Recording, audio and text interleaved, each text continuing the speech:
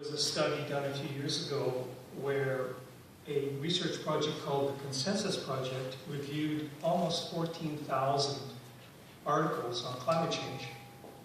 The number of articles that rejected the notion of global warming was 24 of those 14,000. Those articles were written by tens of thousands of scientists. Now I invite you to show me tens of thousands of people, and I will show you 24 people that reject everything. And out of tens of thousands of people, whether they're scientists or despite their occupation, at least 24 will just be contrarian. And so, and I can go on, I can tell you about this conference that I attend almost every year in San Francisco, where there are 23,000 scientists, and most of the presentations are about climate change, and there's no discussion of whether the climate is changing.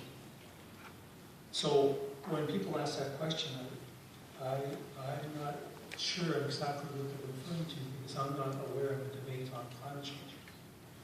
Okay, thank you. And what kind of consensus? Is there a consensus about the different scenarios? For instance, 2 degrees or? That's where the debate has existed. As I suggested, there is no debate about whether the climate is warming and the causes, but there is considerable debate about how much climate change we can expect in the future. There's considerable debate about how we model that, and there's a large range of future scenarios. One word that's not in the vocabulary of scientists is predict. We never use the word predict. Nobody can possibly know the future. And so we just develop these scenarios, and much of the research currently in climate change is how do we present the most plausible scenarios of future climate change? And then the other area of considerable research is what do we do about it?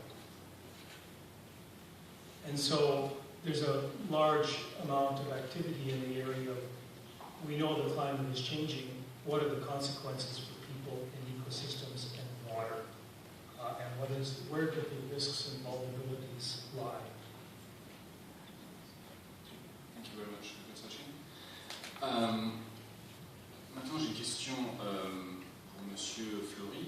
Inversement, comment le champ politique et les acteurs non gouvernementaux utilisent-ils ces recherches? Et donc, comment la France, par exemple, en tant que hôte de la COP21, a interprété les recherches de telle manière pour orienter les débats, pour orienter les négociations dans un certain sens? Disons que les politiques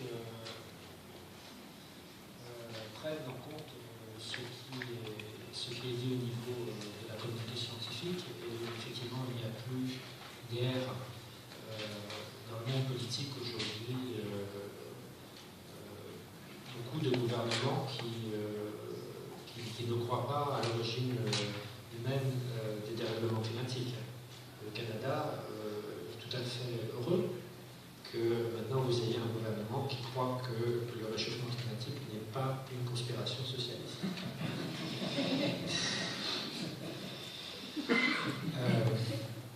Donc voilà, nous avons pris en compte ces rapports scientifiques.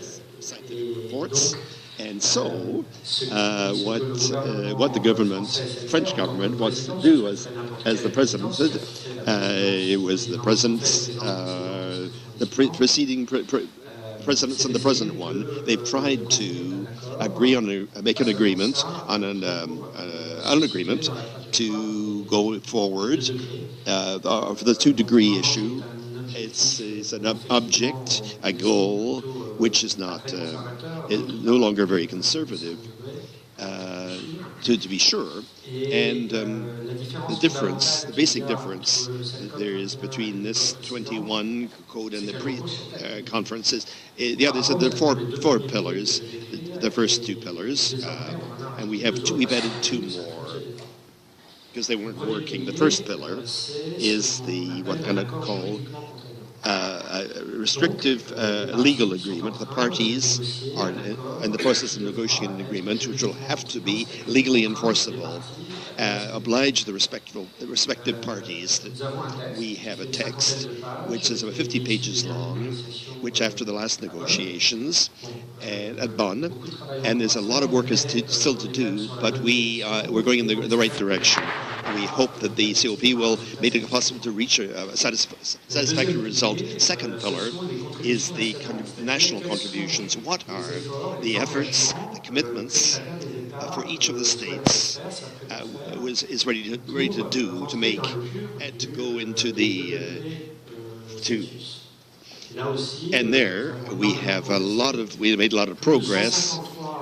153 states among 185 always have made a contribution. That's 87% of the emissions, global emissions.